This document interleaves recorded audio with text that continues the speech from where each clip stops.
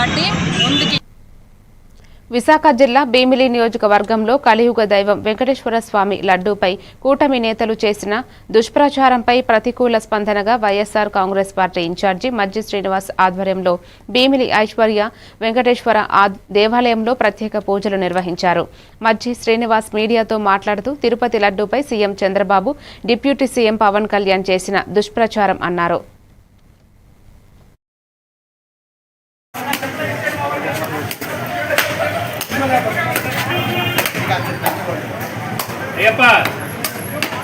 ఓం నమ శివాయ. జై జగన్.